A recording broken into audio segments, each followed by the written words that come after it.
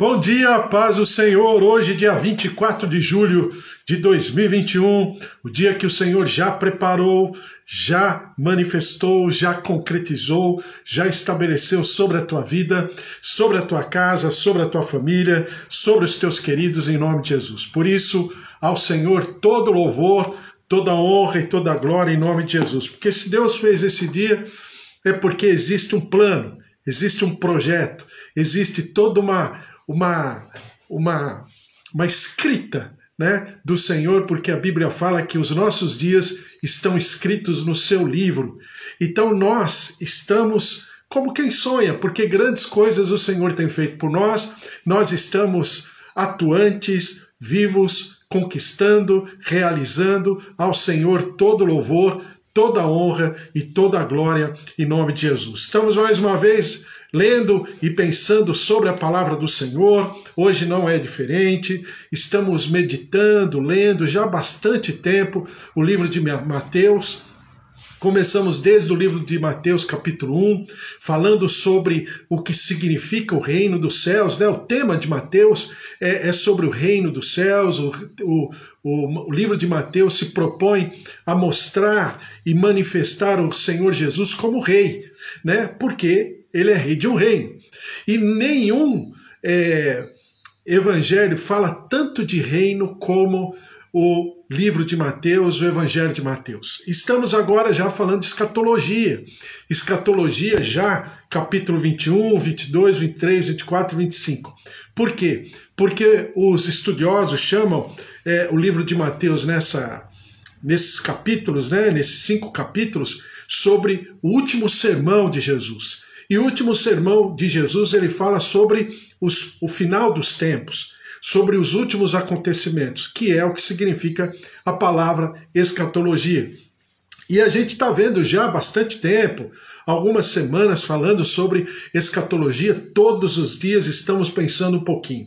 Falei para você que escatologia é como se fosse, creio eu, pelo menos eu enxergo assim, como se fosse um grande quebra-cabeça, né?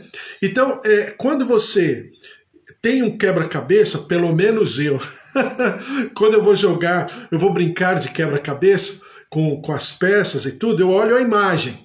A imagem, ela tá macro, né? A imagem tá bonitinha ali, geralmente vem na contracapa de uma caixa de quebra-cabeças, enfim. E aí você olha aquela imagem, aquela paisagem, tudo. E tem aquelas peças. O que geralmente acontece, pelo menos eu gosto de fazer assim, eu separo as peças no primeiro grupo, as peças de cores iguais àquela imagem, seja do céu, seja do mar, seja da floresta, seja de uma construção, seja lá o que for. Então eu procuro separar um pouquinho só, rapidamente, e a partir daí eu vou juntando as peças, né, como se eu dividisse o quebra-cabeça em algumas partes, né, e aí eu vou fazendo isso. Né? Cada um tem um jeito, eu faço dessa maneira. Então, quando eu falo de escatologia, eu também creio que, didaticamente falando, fica muito mais fácil quando você pega os últimos acontecimentos e começa a colocar eles em grupos, né? Para que depois você junte esses grupos e tenha toda a linha de raciocínio, que é o que eu farei e falarei daqui a alguns dias, sobre toda a linha de raciocínio, de escatologia dos acontecimentos. Por quê? Porque agora a gente já conhece os acontecimentos. Agora a gente já reviu na palavra de Deus os conceitos, né, de cada acontecimento, que é o que nós temos falado. Por quê? Porque quando você lê, né, todas as palavras proféticas, tanto a respeito do grupo, né, e eu separo em grupo com você, o grupo de Israel, o grupo dos gentios, ou o grupo gentílico, e também o grupo da Igreja de Deus, e você separa já esses 3 primeiros grupos, que é o que Paulo fala, então você consegue entender por que algumas passagens, a impressão que dá é que os temas estão misturados, mas quando você olha dessa maneira, você já começa a aferir para que grupo aquele texto escatológico se propõe ou se dirige. é mais fácil. E aí a gente não tem tanta, vamos dizer assim, tanta incompreensão a respeito de escatologia, porque não é um tema tão difícil assim, é um tema fácil, só que é um tema detalhado, é um tema cheio de conceitos e tudo mais que passa ou perspassa por toda a palavra de Deus. Então é isso que eu proponho para você e a gente tem pensado a respeito disso.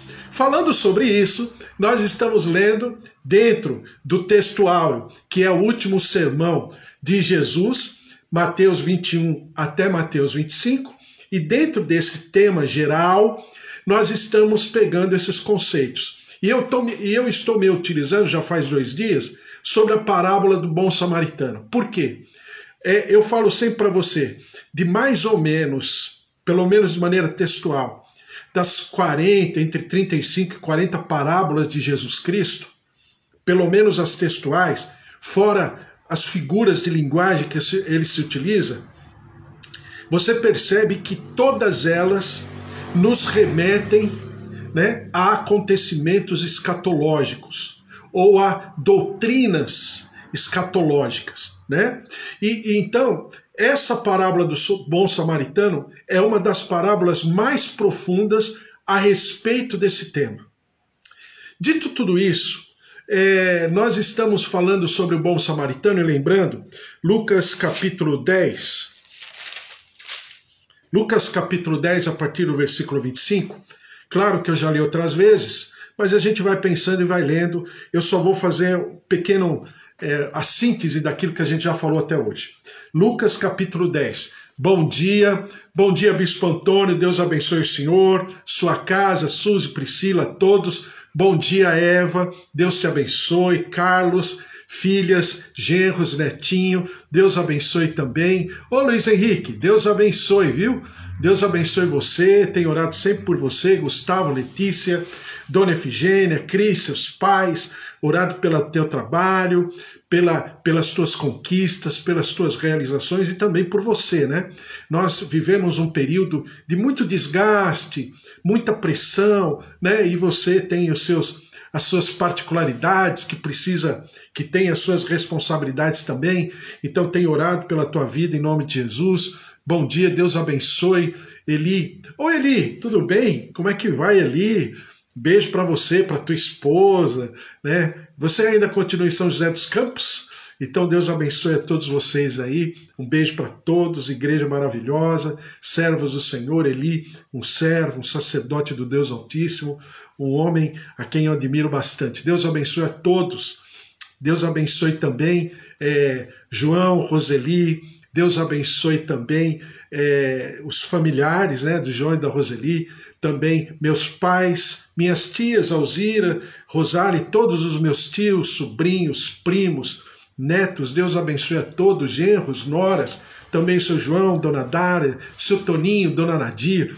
Um beijo para todos vocês, o Senhor esteja guardando, protegendo. Pastora Mara, eu também estou orando pelos nossos queridos familiares, irmãos, amigos, né, que estão passando pela Covid-19. Estamos orando principalmente pela vida do Marcos, está na UTI, né, está no momento delicado do processo da Covid-19. Nós estamos orando, colocando diante do Senhor, declarando a cura, a saúde do Senhor sobre a vida do Marcos, também sobre a vida do Márcio, né, o marido da Thaís. Estamos orando, clamando pela sua vida, não deixando de orar também pela Cristina, que estamos orando sempre, pela Margarete, né, a colega de trabalho da Eva, também o Bispo Antônio, Cecília e Murilo, né, que estão aí, né, sendo consolados pelo Senhor, confortados, apaziguados no coração pelo Senhor. Deus abençoe também a todos, a glória, a presença, o poder do Senhor esteja sobre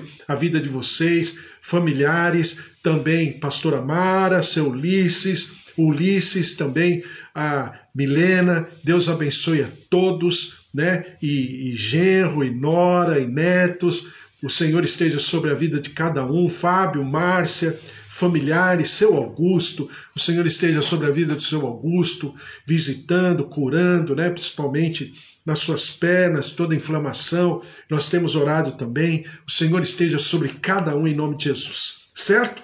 Então, vamos ler a palavra do Senhor, Lucas capítulo 10, versículo 25.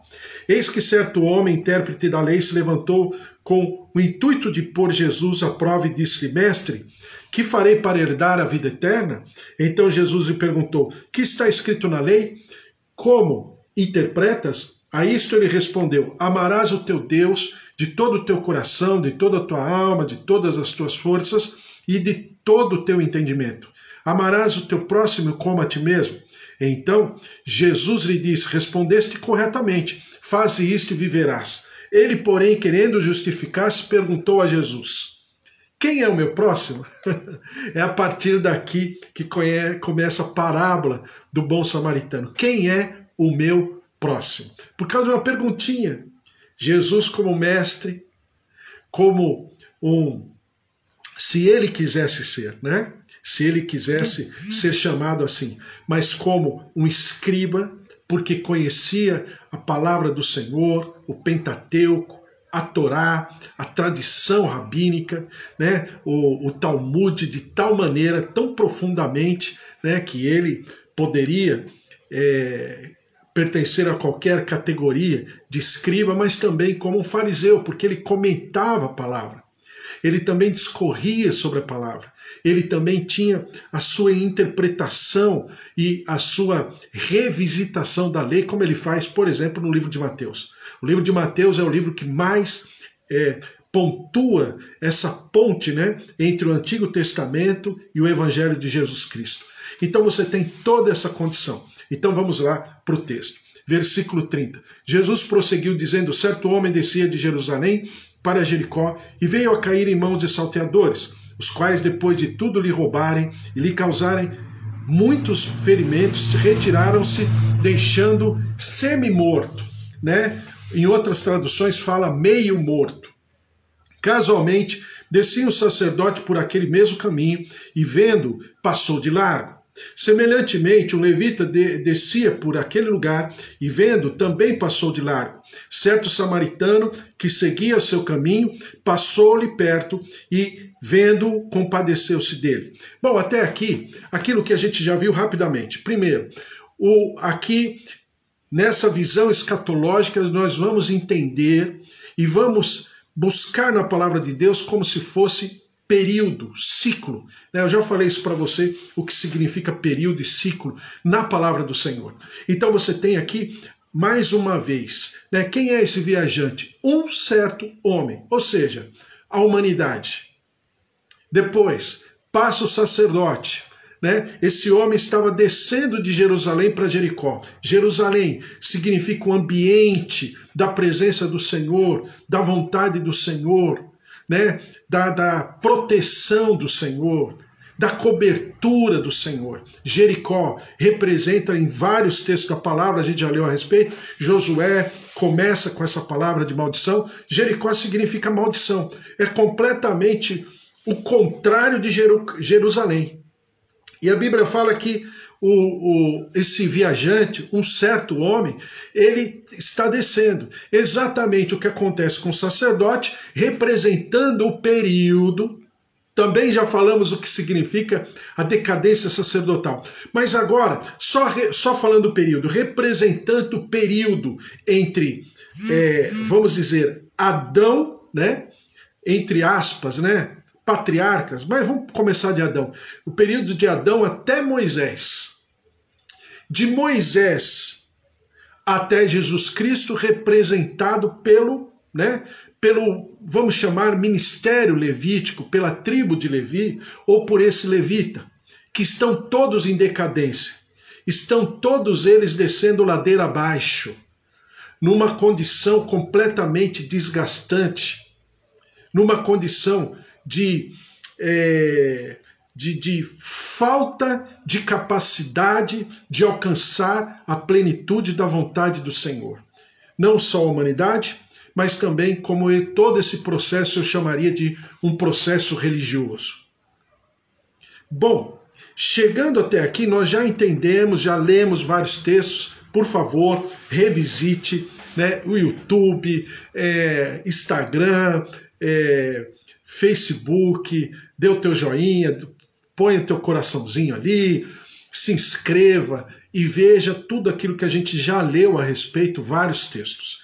Bom, a partir desse momento, entendendo cada período, vem o bom samaritano. Versículo 34. Desculpe, versículo 33. Certo samaritano, que seguiu seu caminho, passou-lhe perto, vendo, compadeceu-se dele, e chegando-se, pensou-lhe os ferimentos, aplicando-lhes óleo e vinho, e colocando-o sobre o seu próprio animal, levou-o para uma hospedaria e tratou dele. Então, muito contrário do samaritano. Primeiro, enquanto o sacerdote e o levita, como diz a palavra, estão casualmente, de uma maneira desavisada, de uma maneira irresponsável, negligente, nesse sentido, de uma maneira completamente desprendida de qualquer compromisso, porque sequer eles conseguiam cuidar deles. Então eles estão casualmente passando por aquele lugar, mas eles não têm como ajudar aquele viajante. Neles próprios, eles estão sem capacidade, eles estão sem condição. A constituição que eles têm não está sendo suficiente para socorrer, para trazer algum alento para aquele viajante. E passam de largo. Por quê? Já não chega o que eu estou vivendo? Já não chega a pressão que eu estou vivendo? Já não chega essa dificuldade, esse desgaste que eu tenho na minha vida todos os dias? Exatamente isso. Ao contrário do samaritano. O samaritano está na direção inversa. A Bíblia fala que seguindo o seu caminho. Ou seja, eu tenho um projeto, eu tenho um ponto a chegar, eu tenho uma trajetória, eu tenho uma estrada traçada na minha vida pessoal, na minha vida emocional e na minha vida espiritual. Porque quem é o samaritano? Claro que é Jesus Cristo. Por que Jesus Cristo? Porque o samaritano, assim como Jesus, era uma pessoa, né, por uma série de coisas, cultura religiosa, de tradição, de cultura, né, era uma pessoa discriminada, era uma pessoa que não tinha valor aos olhos humanos, aos olhos da sociedade, ou aos olhos religiosos, ou até mesmo aos olhos judaicos da época. Então esse samaritano, ele tem azeite, ele tem vinho, ele tem disposição, ele tem força, ele tem vigor, em outras palavras, ele tem autoridade, ele tem constituição e ele tem habilitação. Então, dentro desse processo, os sacerdotes significa e simbolizam o período entre Adão e Moisés. Os levitas, o período entre Moisés e Jesus Cristo. E Jesus Cristo traz o azeite. E é nesse texto que eu quero, a partir daqui, pensar um pouquinho com você. Tito capítulo 3, versículo 3 em diante, eu vou só ler o versículo 5, diz assim: não por obras de justiça praticadas por nós, mas segundo a sua misericórdia, ele nos salvou mediante o lavar regenerador e renovador do Espírito Santo. Óleo, azeite e muitas das passagens bíblicas têm uma simbologia, é a presença do Espírito Santo, é a manifestação do Espírito Santo, é a intervenção do Espírito Santo, que ele derramou sobre nós ricamente por meio de Jesus Cristo, nosso Salvador, a fim de que, justificados por graça, nos tornemos seus herdeiros segundo a esperança da vida eterna. E o vinho, Mateus capítulo 26, versículo 27, diz assim: a seguir, a última ceia do Senhor Jesus, a última Páscoa, né? A seguir tomou um cálice e, tendo dado graças, o deu aos discípulos, dizendo: bebei dele todos, porque isto é o meu sangue, o sangue da nova aliança, derramado em favor de muitos para a remissão de pecados. Então, o azeite simboliza o quê? A capacidade de reanimar-se no Senhor, A capacidade de transformar-se, não é mudança, não é apenas uma disciplina, é uma transformação. A capacidade de transformar-se no Senhor e viver exatamente uma nova etapa, uma nova vida. Renovados agora através do seu Espírito. E o sangue, ou nesse momento aqui o vinho, simboliza a obra da redenção. Exatamente o que Jesus faz por nós, por ocasião da sua morte na cruz do Calvário, quando derrama o seu sangue. Ele está nos comprando, ele está pagando a nossa dívida e ao mesmo tempo nos libertando das trevas para a sua maravilhosa luz. Então é exatamente esse contexto escatológico em períodos que eu estou lendo a parábola do bom samaritano. Poderíamos ler de várias maneiras. Eu sempre falo para você, tem muitos livros, pregações maravilhosas, eloquentes, de grandes homens de Deus, grandes mulheres de Deus que pregam a respeito. Eu apenas estou falando aqui no sentido escatológico, tá? Então, quando Jesus começa a cuidar, ou melhor dizendo, quando esse bom samaritano começa a cuidar desse homem, ele derrama azeite, ele derrama vinho, e depois continua a palavra o seguinte, versículo 34, chegando-se pensou-lhe os ferimentos, aplicando-lhes óleo e vinho, e colocando-o sobre o seu próprio animal, levou-o para uma hospedaria, tratou dele. Levou para uma hospedaria. É exatamente esse ambiente. Esse ambiente é a hospedaria. É quando nós nos reunimos em comunhão, com o mesmo sentido, com o mesmo coração, com o mesmo sentimento, com o mesmo objetivo. Então essa hospedaria significa um ambiente preparado exatamente para nos acomodar, né? Para nos aliviar, para que nós possamos descansar, para que nós possamos ter, ainda que por poucos minutos, um ambiente, né, onde a palavra de Deus, a meditação sobre a palavra de Deus, o aprendizado, a edificação, o conforto, né, mas também a exortação, venha ao nosso encontro e nós vamos ao encontro desse momento, dessa atmosfera. Então a Bíblia chama isso de hospedaria, né? Lugar de repouso, lugar de descanso, lugar de alimento, lugar de reflexão. E diz aqui, no dia seguinte tirou 2 denários. Então esse hospedeiro, que eu quero falar que é a figura do Espírito Santo, e eu quero por hoje só falar a respeito disso, depois nós vamos orar, em João capítulo 14, versículo 15, porque quando a gente pensa sobre isso, e a gente às vezes ouve algumas pessoas pregando, e não é por dolo, às vezes está pregando até, de maneira até, creio eu, né, de bastante sentimento, de coração, mas a impressão que dá é que quando a pessoa fala que o Espírito Santo está no lugar de Jesus, é como se ele fosse tão somente, desculpe o termo, um estepe. Tão somente um substituto enquanto Jesus não voltar. Não é bem isso que a palavra coloca. A palavra coloca a terceira pessoa da Trindade como sendo necessário ele vir. Como sendo do projeto, do plano inicial perfeito do Senhor Deus e Pai, ou eu poderia dizer do Elohim, ou da Trindade. Então isso precisa ficar muito bem claro, tá? E eu quero que você sempre pense a respeito. Quando você falar, ou ministrar, ou então ouvir alguém falando a respeito, pense sempre nisso. Porque a impressão, não é porque o Espírito Santo se propõe a ser um elemento. Por exemplo, né? Eu vos batizo com água, mas virá aquele que vos batizará com fogo e com... Desculpe. E com o Espírito Santo. É claro que o Espírito Santo se propõe a ser um elemento, como a água o é no sentido físico, o Espírito Santo é no sentido espiritual. Tudo bem. Ele mesmo se propõe. Assim como Jesus se propõe em nascer menor do que os homens. Né? Ele se fez menor do que os homens, ele não se fez menor do que Deus. Ele fez também, não obstante se fazer menor do que Deus, menor, porque a Bíblia fala que ele se fez menor do que os anjos. Está lá em Hebreus. Então, não significa com isso que eu não reconheça em Jesus a sua messianidade.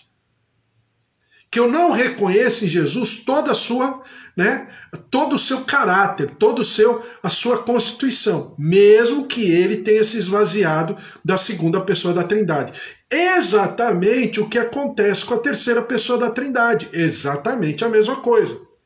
Entendeu? Então, pensando nesse processo escatológico, nesses últimos acontecimentos, saibamos, entendamos e tenhamos a consciência disso, que o Espírito Santo veio porque era para vir, porque estava dentro do plano do Senhor, porque o Espírito Santo, a terceira pessoa da Trindade, também se propõe em ser, se apequenar, porque quis, para invadir, para entrar no meu e no teu coração, para fazer de nós habitação.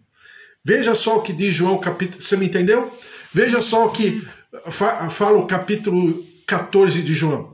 Capítulo 14, a partir do versículo, deixa eu ver aqui, versículo 15. Se me amais, guardareis os meus mandamentos, e eu rogarei ao Pai, e ele vos dará outro Consolador. Por que outro Consolador? Porque Jesus também é Consolador.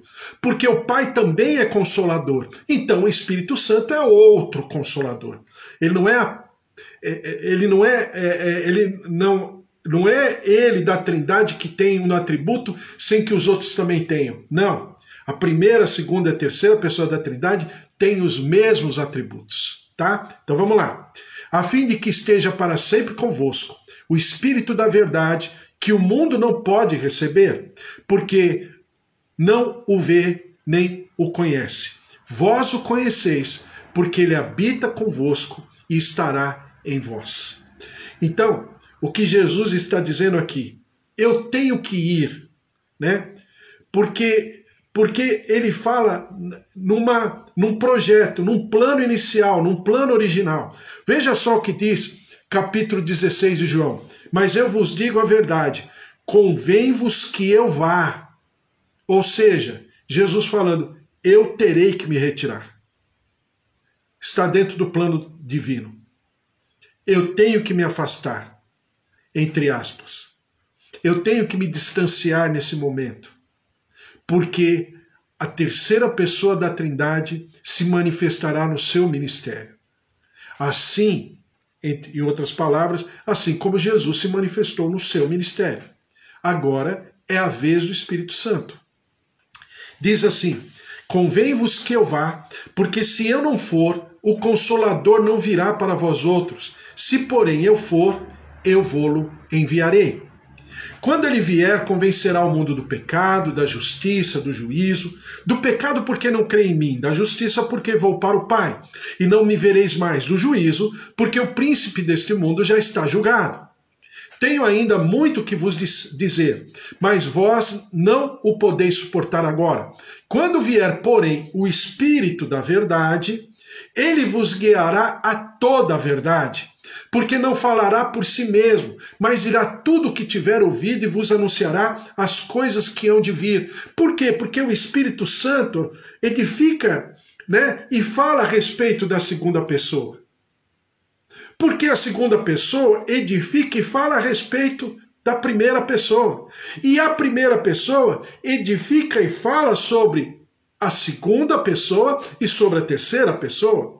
E a segunda pessoa fala da primeira pessoa e da terceira pessoa, e assim vai. É uma conexão perfeita, é uma comunhão, é um amálgama perfeito, completo, eterno, perfeito, abundantemente eterno e infinito.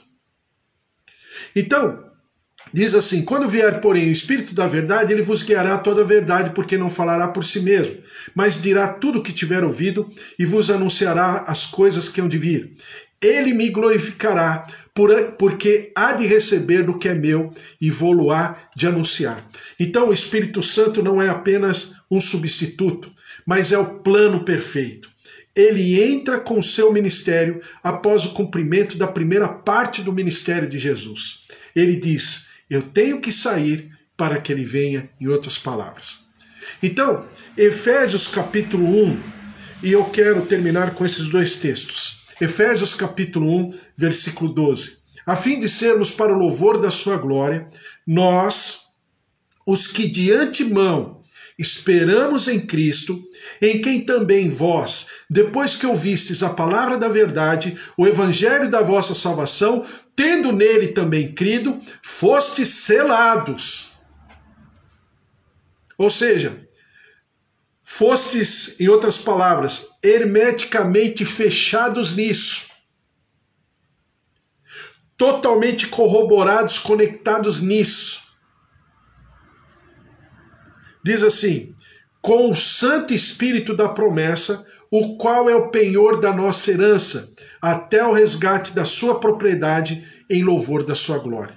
Então o Espírito Santo se propõe de maneira, vamos chamar, espiritual, hermética, emocional, psicológica, física, ele se propõe a invadir, a entrar no nosso interior, no nosso coração, claro, se nós quisermos, né? Invadir, eu falo, mas no bom sentido. Então ele se propõe a interferir na nossa vida, se nós desejarmos, e fazer a obra na qual ele está estabelecido por fazer por decisão da Trindade. Já estava determinado.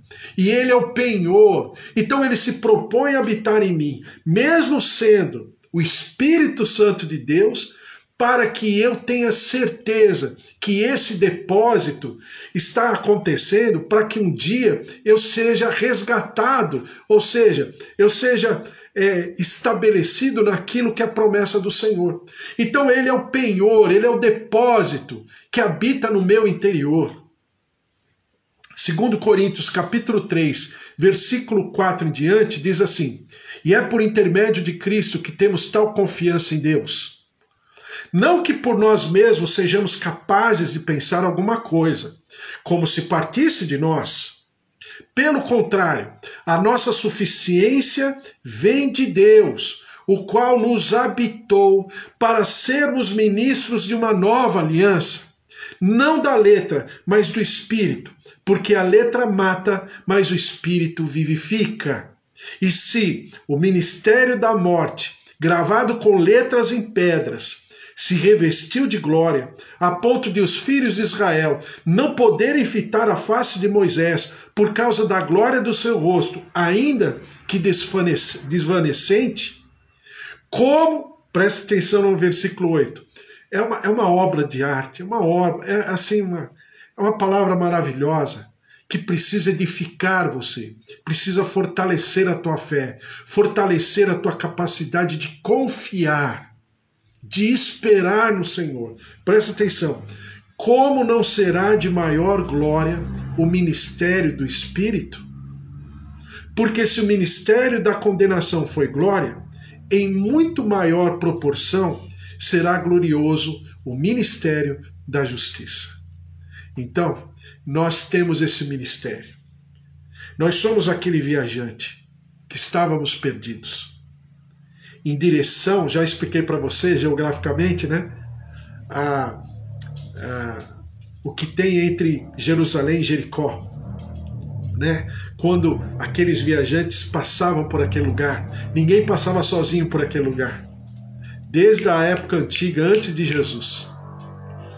O Salmo 23 chama essa região de Vale da Sombra da Morte. Por quê? Porque era um lugar onde os ladrões, os salteadores, se enrustiam nas cavernas, porque era um vale de sombra permanente, não passa luz por entre as rochas, né? E tem um caminhozinho ali, né? Onde os pastores passavam com seus animais um a um, por causa que era muito estreito, e levava até Jericó. E todo mundo preferia dar toda uma volta de quilômetros para não passar por aquele lugar. Então aquele viajante somos nós, que é a humanidade, que estava correndo para a destruição, que estava correndo desanimada, destruída, né? Desalentada, frustrada, entristecida, angustiada, aflita, machucada, enferma. Estava ali, ladeira abaixo. Mas aí veio o bom samaritano. Alguém que a própria palavra de Deus fala que os construtores, a pedra que os construtores rejeitaram, ele mesmo, vem e derrama do seu azeite e do seu vinho. Inicialmente, porque eu não sei e eu não consigo falar Jesus é o meu Senhor e Salvador se não for por obra do Espírito Santo. Exatamente esse azeite que o Senhor derrama. Mas depois ele coloca sobre a sua montaria, o seu animal, e nos leva até a hospedaria, ou em outras traduções diz estalagem, nos leva até a hospedaria, e ele nos confere, e ele nos deixa ao encargo, a responsabilidade do hospedeiro. E nós estamos agora sendo cuidados por esse hospedeiro. Estamos sendo visitados por esse hospedeiro. Esse Espírito Santo é quem nos diz, nos ensina, nos quebranta, nos cura, porque é aquilo que fala o livro de Isaías, poeticamente falando, né? Que o óleo amolece a ferida, amolece a machucadura.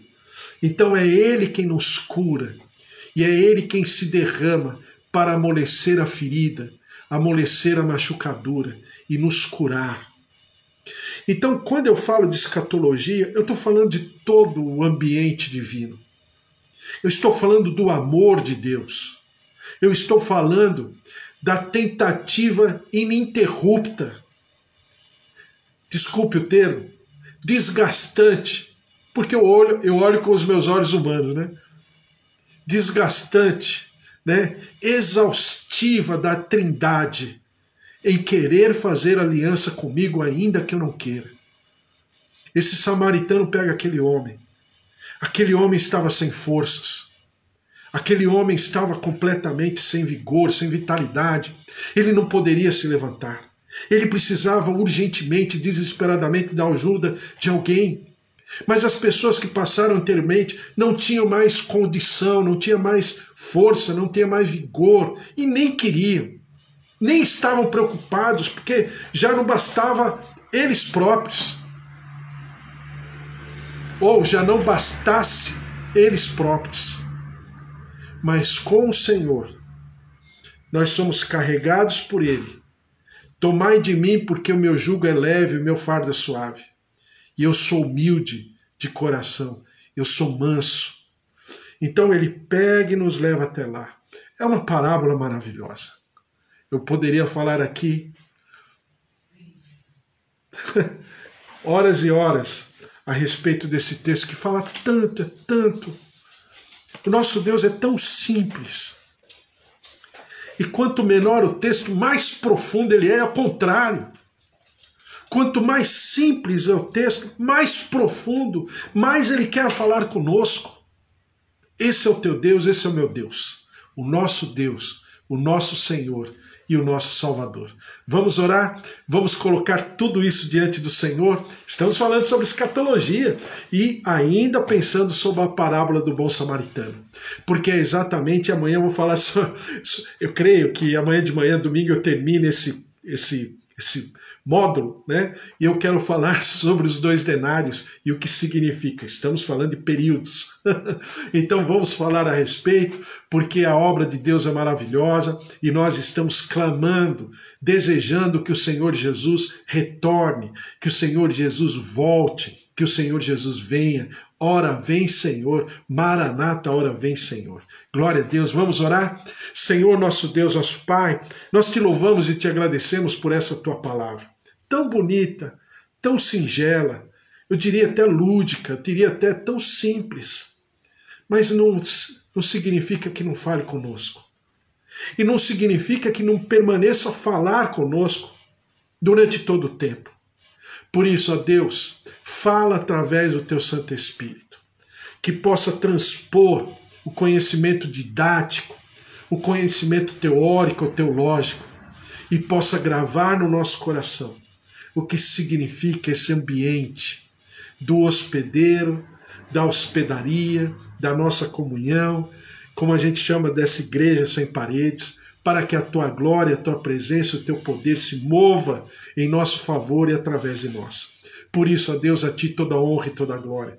Derrama-te, Senhor, nós te clamamos pelo nosso Brasil, pelo nosso país. Tem misericórdia da nossa terra, que nós todos, como nação brasileira, também possamos dar vazão, dar lugar, ó Deus, dar espaço, ambiente, para que esse bom samaritano também se derrame com o seu azeite, com o seu sangue, com a sua redenção, e como nação ele possa nos levar e nos retirar das trevas e nos levar para a sua maravilhosa luz, e nós te daremos sempre toda a honra e toda a glória. Perdoa o nosso pecado como povo brasileiro, Senhor, esse povo enlutado, essas famílias, ó Deus, desesperadas, impotentes diante de tanta tragédia, tantas notícias terríveis, perdas dos queridos, pai, mãe, tios, avós, filhos, sobrinhos. Senhor, ó Deus de poder, tem misericórdia da nossa terra, vem com a tua saúde, com a tua cura. Ó Deus, em nome de Jesus, move-te, como diz aqui a tua palavra, com o teu ministério de justiça e de juízo sobre a nossa terra, sobre o nosso país, sobre o nosso povo, em nome de Jesus. E nós, ó Deus, servos teus, as famílias aqui que nos representam e estão representando também lares, filhos, netos, avós, tios, marido, esposa, genro, nora. Senhor, derrama-te com a tua cura, derrama-te com o teu poder, vem com a tua graça, derrama-te com a tua saúde, nos cura, Deus, no nosso emocional, na nossa ansiedade, na nossa insegurança, no nosso desespero, no nosso medo, nas nossas angústias, na nossa tristeza, no nosso desgaste, no nosso desapontamento, no nosso desânimo. Senhor, derrama-te com a tua glória, fortalece-nos na presença do teu Santo Espírito. Espírito Santo, derrama-te sobre nós, vem com a tua graça, derrama-te com as tuas águas curadoras. Ó Deus, nós te clamamos por aqueles queridos que estão passando pela Covid, como o Marcos, lá em Valinhos, o Márcio aqui em São Paulo e tantos outros, em todos os lugares. Ó Deus de poder e maravilhas, Senhor, traz da tua cura, da tua saúde, fortalece. Ó Deus, revivifica, ó Deus, esses órgãos, essa situação, pulmões, vias aéreas, vias respiratórias. Ó Deus, saturação, oxigenação, circulação sanguínea, órgãos, pulmões, fígado, rins, pâncreas, tireoide, coração, artérias, veias, olhos, ouvidos. Recebam a vida, recebam o poder da ressurreição, recebam a presença e a visitação da glória, do poder, do Espírito Santo de Deus. Ó Deus, Marcos, Márcio e tantos outros, a presença, a plenitude do Senhor. E nós daremos sempre ao Senhor toda a honra e toda a glória. E para nós, ó Deus, que seja um final de semana maravilhoso, um sábado, um domingo, ó Deus, de recuperação de ânimo, recuperação de energia, restauração da nossa fé, da nossa confiança, da nossa segurança, da certeza, da convicção de que o Senhor está na direção de todas as coisas. Acrescenta-nos na nossa fé. E nós daremos sempre ao Senhor todo louvor, toda honra e toda glória, em nome de Jesus. Amém. Amém. Glória a Deus. Glória a Deus. Que o amor do Deus Pai Todo-Poderoso, que fez o céu e a terra e a vida vitoriosa em Jesus Cristo, esteja sobre a tua vida, e também as consolações do Espírito Santo da promessa estejam sobre você, ensinando, edificando, consolando, confortando, exortando e principalmente gravando a sua lei no teu coração, em nome de Jesus. Porque se Deus é por nós, quem será contra nós? Se o Senhor é o nosso pastor, de nada nada nos faltará em nome de Jesus. Amém? Que Deus te abençoe, um sábado maravilhoso. Bispo Antônio, amém, bom final de semana aos irmãos. Obrigado, Bispo Antônio. O Luiz Henrique, que seja feita a vontade do Senhor, amém. Amém, em nome de Jesus, amém. Deus abençoe a todos vocês aí, viu? Cida também, oi Cida, tudo bem? Sempre oro pelos teus filhos e pela tua nora, hein? Deus abençoe aí. Jadson também, Deus abençoe. Sempre oro por você, hein, Jadson? Ana, Paula, os filhos e também os negócios, o trabalho, a tua loja, as tuas tarefas, né? Deus abençoe você aí em Campo Limpo Paulista, uma terra maravilhosa, muito bonita. Deus abençoe a todos. Um beijo para todos vocês. Até amanhã, 10 horas da manhã. Fique na paz. Tchau, tchau.